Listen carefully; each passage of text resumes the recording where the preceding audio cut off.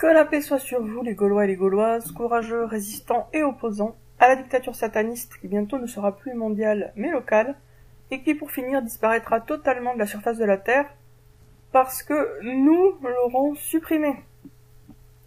Parce que nous l'aurons supprimé. Et pour le voir, il faut d'abord y croire. Alors là, je vous lis une citation de Jacques Kerouac.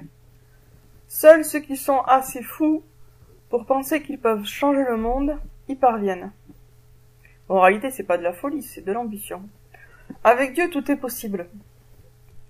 Les premiers croyants à l'époque du prophète Mohammed, que la paix soit sur lui, étaient combien? Ils ont commencé, il y avait quoi? 3 personnes. Il y avait le prophète Mohammed, Ali, qui était un enfant, et sa femme. Ça a commencé par 3 personnes. C'est rien, hein. Et alors, est-ce que c'était 30 ou 40 ans plus tard? Mais enfin, il y avait 30 ou 40 ans plus tard, il y avait la moitié du monde qui était devenu musulman. Une graine, c'est tout petit. Mais une graine, ça peut donner un arbre. Et si les conditions sont favorables, et c'est Dieu qui décide si elles sont favorables, ça peut devenir une forêt. Après, l'arbre fait d'autres arbres, donne naissance à d'autres arbres, etc. Si on se met bien ça dans la tête, et qu'on a bien conscience de ça, on sait que tout est possible. Tout est possible, mais à condition d'y croire, vraiment.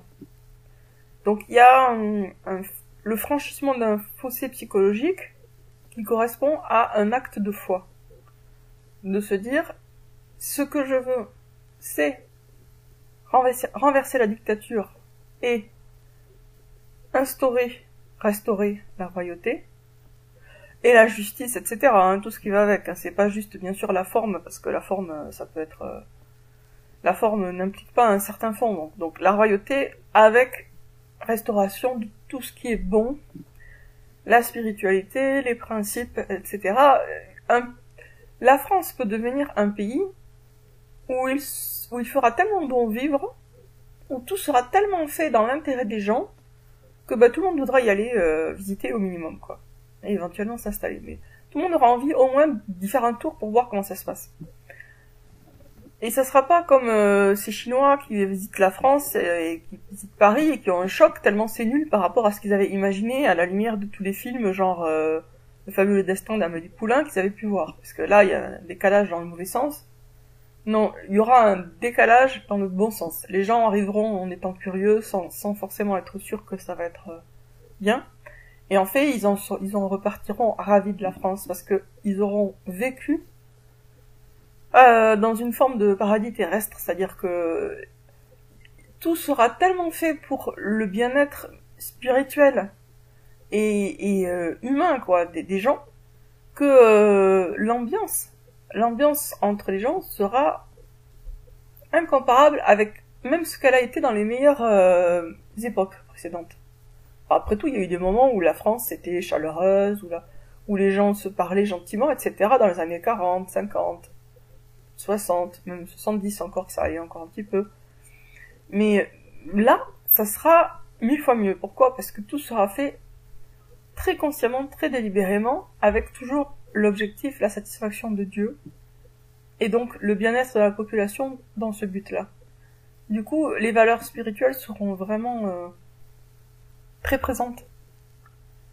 Et il y a énormément de problèmes qui n'existeront plus, parce que tout simplement, le but ne sera plus de mettre les gens en esclavage ou de leur soutirer un maximum d'argent, mais bien de les aider à vivre leur vie comme ils veulent, et à vivre leur vie et à avoir du temps pour eux-mêmes, pour leur famille, pour leur développement personnel et interpersonnel et spirituel, etc.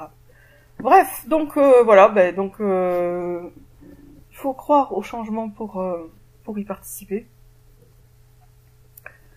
Ce qui sera aussi totalement nécessaire pour changer le monde, en commençant par la France, c'est de ne plus avoir peur de la mort du tout, quoi, être prêt à mourir pour la cause, parce que en face ils sont prêts à tuer.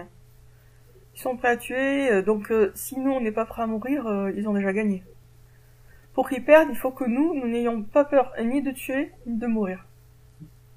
C'est indispensable. Ni de tuer, ni de mourir. Et c'est ça les croyants de toute façon, hein. On achète le paradis comme ça. Être prêt à mourir, être prêt à tuer. Et avec cette mentalité-là, et une fois forte, je dirais pas que la victoire est assurée, mais pas loin quoi. Sur ce, je vous dis à bientôt les amis.